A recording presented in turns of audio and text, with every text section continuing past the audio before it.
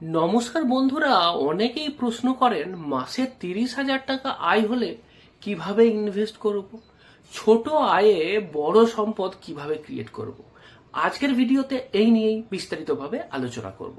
শুরুতে একটা কথা বলি যে ওয়েলথ ক্রিয়েশনের আগেই আপনাকে কিন্তু প্রথমেতেই ফিনান্সিয়াল সেফটি নেট যেটা আছে সেইটার দিকে নজর দিতে হবে। আর এই সেফটি নেটের 3টে পিলার আছে, আর তার মধ্যে প্রথম পিলার হলো এমার্জেন্সি ফান্ড। আপনার প্রতি মাসে যে খরচা হয় তার 3 থেকে 6 গুণ টাকা আপনার সবসময় হাতের কাছে রেডি রাখতে হবে। মনে করুন আপনার প্রতি মাসে খরচা 20,000 টাকা, তাহলে এমার্জেন্সি ফান্ডে 1 লাখ থেকে 1.5 লাখ টাকা রেখে দিন। এবার এই যে 1.5 লাখ টাকা, সেই 1.5 লাখ টাকার ভেতরেও সেভিং অ্যাকাউন্টেতে 1 মাসের টাকা, মানে ধরুন 20,000 রাখলেন। বাকি টাকাটা লিকুইড ফান্ড, ফিক্সড ডিপোজিট এইরকম জায়গাতে রাখবেন যেখানে সেভিং অ্যাকাউন্টের থেকে বেশি রিটার্ন পেতে পারবেন। এই এমার্জেন্সি ফান্ড কিন্তু খুবই গুরুত্বপূর্ণ, কারণ অনেক ক্ষেত্রেই কি হয় যে যদি আপনার এমার্জেন্সির টাকা না থাকে এবং হঠাৎ করে টাকার দরকার হয়, আপনাকে বাধ্য হয়ে পার্সোনাল লোন নিতে হবে, তার ইন্টারেস্ট রেট বেশি। এমন হতেই পারে যে আপনার যে বড় ইনভেস্টমেন্ট আছে সেটাকে অসময়েতে আপনাকে ভাঙতে হলো, সেই জন্য আপনাকে পেনাল্টি দিতে হলো। মিউচুয়াল ফান্ড আপনাকে যে সময় লস চলছে সেই সময় বিক্রি করতে হলো টাকার জন্য, সেক্ষেত্রেও আপনার লস। সেই কারণের জন্যই বলবো 3 থেকে 6 মাসের টাকা সেটা প্রথমে জমান, ইনভেস্টমেন্ট প্রথমে দরকার নেই। প্রথমে 3 থেকে 6 মাসের টাকা জমান এবং সেই টাকাটা যেটা বললাম সেভিং অ্যাকাউন্ট আর লিকুইড ফান্ড মিলিয়ে রাখুন, সেই টাকাটা অন্য কোথাও ইনভেস্ট করার দরকার নেই। প্রথম কাজ হবে এইটা। দ্বিতীয় যে কাজটা করতে হবে সেটা হচ্ছে হেলথ ইন্স্যুরেন্স নেওয়া। খুব খুব গুরুত্বপূর্ণ, কারণ বর্তমান সময়ে মেডিকেল কস্ট বেড়েই চলেছে। সেই কারণের জন্য আমাকে কি করতে হবে যে 5 থেকে 10 লাখ টাকার একটা হেলথ ইন্স্যুরেন্স নিতে হবে পুরো ফ্যামিলির জন্য। তার জন্য যেটুকু প্রিমিয়াম দরকার হয় সেটা দিতে হবে, খরচটা লাগলে লাগবে, কিন্তু সেটাকেও আমার খরচার ভেতরেই ধরতে হবে। হেলথ ইন্স্যুরেন্স নেওয়া মাস্ট, কারণ কি হয় একটা হসপিটালাইজেশনে আপনার যা সেভিং হয়েছিল সব উড়ে যাবে। আর 3 নম্বর পিলার হচ্ছে লাইফ ইন্স্যুরেন্স, সেটাও খুব গুরুত্বপূর্ণ। যদি আপনি পরিবারের আর্নিং মেম্বার হন তাহলে আপনার নামে একটা লাইফ ইন্স্যুরেন্সের দরকার আছে। আপনার যা ইনকাম বছরে তার 10 থেকে 15 গুণ একটা টার্ম ইন্স্যুরেন্স নিয়ে নিন। এইবার আপনাকে দেখতে হবে যে আপনি কত টাকা ইনভেস্ট করতে পারবেন, ইনভেস্টমেন্ট ক্যাপাসিটি কতটা। কারণ কিছু টাকা তো অলরেডি আপনার সংসারের খরচাতে চলে যাবে, কিছু টাকা তো আপনার ওই দুটো যে বললাম হেলথ ইন্স্যুরেন্স আর লাইফ ইন্স্যুরেন্স তার প্রিমিয়ামে দিতে চলে যাবে। তো এইগুলো দেওয়ার পরেতে আর কত টাকা বাঁচছে সেটা তো দেখতে হবে, আপনার ইনভেস্টমেন্ট ক্যাপাসিটি কত।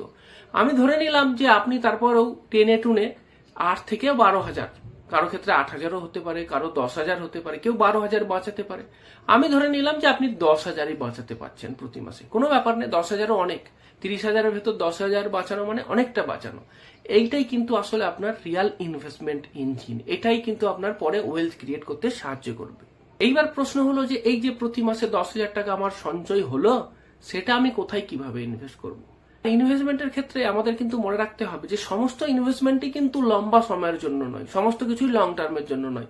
সব টাকা আমরা রিটায়ারমেন্টের জন্য জমাই না, কিছু টাকা আমার 2 বছর পরে লাগতে পারে, কিছু টাকা আমার 5 বছরের পরে লাগতে পারে। হ্যাঁ, এবার কিছু টাকা আছে যেটা আরো লম্বা সময়ের জন্য রাখতে হতে পারে। তো আমার যেটা শর্ট এবং মিডিয়াম টার্মের জন্য, মানে 1 থেকে 5 বছর যে খরচাটা, সেই টাকাটা কি করব আমি, সেটা মোটামুটি ডেট বা সেফ জায়গাতে রাখবো, বা যদি একটু রিস্ক নেওয়া যায় হাইব্রিড ক্যাটাগরির জায়গাতে রাখবো। আমি বলবো 3,000 টাকা এই 10,000-এর ভেতরে আপনি সেফ জায়গাতেই রাখুন।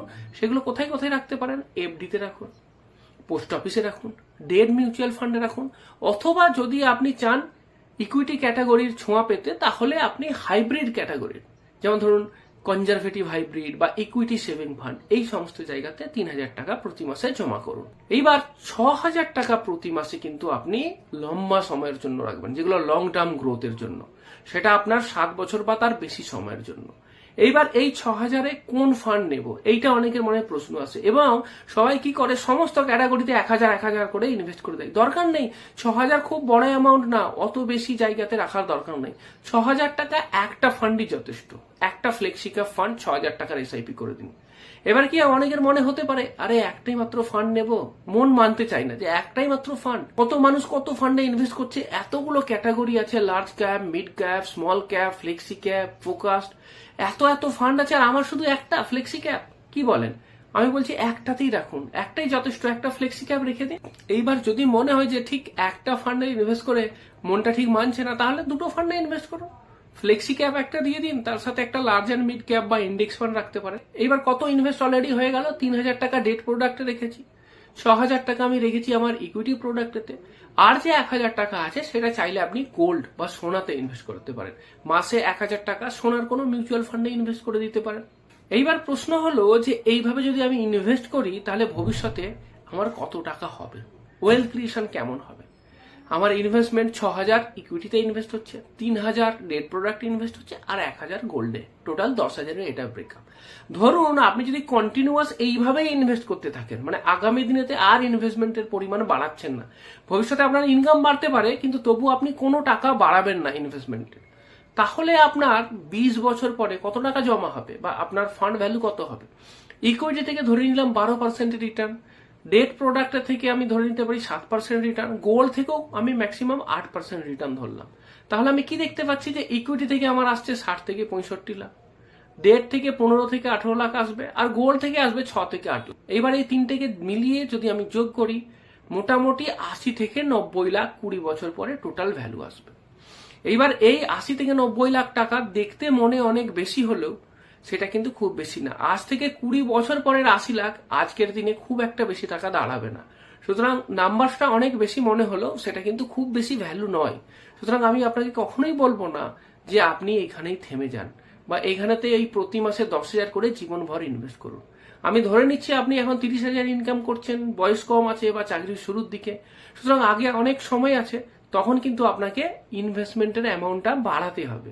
এবার আমি বলবো না যে আপনি খুব বেশি বাড়ান, বেশি না, প্রতি বছর বছর 5% করে বাড়ান। সেটাই যদি করেন তাহলে কিন্তু আপনার যে ওয়েলথ ক্রিয়েশন হবে সেটা কিন্তু বিরাট চেঞ্জ হয়ে যাবে। তাহলেই আপনার ইকুইটির ফান্ড ভ্যালুটা 20 বছর পরে 1,20,00,000 থেকে 1,40,00,000-এর রেঞ্জে এসে যাবে। আপনার ডেট প্রোডাক্টে যেটা ইনভেস্ট আছে সেটাই 30 থেকে 35 লাখ ভ্যালু দিয়ে দেবে, আর আপনার সোনাতেও যে টাকাটা জমা আছে সেটাও 12 থেকে 15 লাখ টাকা এসে যাবে, এবং আপনার টোটাল পোর্টফোলিও ভ্যালু প্রায় 1,50,00,000 থেকে 1,80,00,000 টাকার মধ্যে এসে যাবে। এইবার কিন্তু এই যে অ্যামাউন্টটা এবার কিন্তু একটু বেশ বড় এবং সাবস্টেন্সিয়াল মনে হচ্ছে যে হ্যাঁ এই টাকার উপরে ভরসা করা যায়, এটা একটা বেশ বড় টাকা, যে কোনো সময়ের জন্য 1.5 থেকে 2 কোটি টাকা বেশ ভালো টাকা। এইবার শেষে একটা কথা বলবো, সেটা কিন্তু খুব গুরুত্বপূর্ণ। দেখুন আপনার প্রতি মাসে ইনকাম যদি 30,000 টাকা হয় না, তাহলে আপনি কখনোই এইগুলোর উপর ফোকাস করবেন না যে আমি স্টক ট্রেডিং করব, আমি ক্রিপ্টোতে ইনভেস্ট করব, আমি টিপস শুনে বা লোকের কাছ থেকে যারা এক্সপার্ট আছে তারা বলছে আজ এখানে ইনভেস্ট করো, কাল এই স্টকটাতে এই শেয়ারটাতে ইনভেস্ট করো, এরকম টিপস নিয়ে শেয়ারেতে ইনভেস্ট করতে যাবেন না। আপনার জন্য এটা নয়, বরং আপনার ফোকাস কিসে থাকবে? আপনার ফোকাস থাকবে এসআইপিতে ডিসিপ্লিন ওয়েতে ইনভেস্ট করা, আপনার ফোকাস থাকবে কনসিস্টেন্টলি ইনভেস্ট করা, আপনার ফোকাস থাকবে এক্সপেন্সটাকে কমিয়ে আরো বেশি বেশি করে ইনভেস্ট করা, আপনার ফোকাস থাকবে ইনকামটা বাড়ানোর দিকে, যাতে আগামী দিনে বেশি বেশি করে ইনভেস্ট করতে পারেন।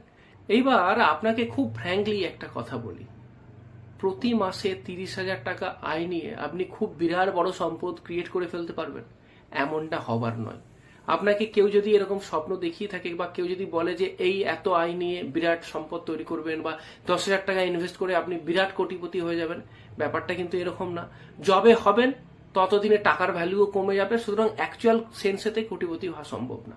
সুতরাং আপনার ফোকাস থাকবে যে এই সময়তে আপনি ওয়েলথ ক্রিয়েট করার জন্য ইনকামটাকে বাড়াবেন। আপনার ইনকাম যদি না বাড়ে, ডাইরেক্ট যেটা আমাদের বলতে পারেন যে অ্যাক্টিভ ইনকাম, সেই অ্যাক্টিভ ইনকাম যদি বেশি না হয়, বিরাট প্যাসিভ ইনকাম ক্রিয়েট করা সম্ভব না।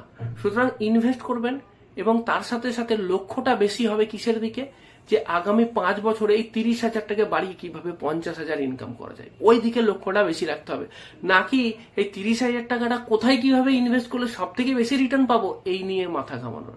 একদমই এই নিয়ে মাথা ঘামাবেন না। অলরেডি আপনি যে ইনভেস্টমেন্ট প্ল্যানটা বানিয়ে নিয়েছেন এই প্ল্যানটাকে কন্টিনিউ করুন, কিন্তু তার সাথে সাথে নতুন করে ইনভেস্টমেন্টের জন্য যে এক্সট্রা টাকা দরকার সেটা কোত্থেকে আসবে সেইটার অপরচুনিটি খোঁজার বিষয়তে বেশি সময় দিতে হবে। আমি সিসির একজন NISM certified mutual fund distributor.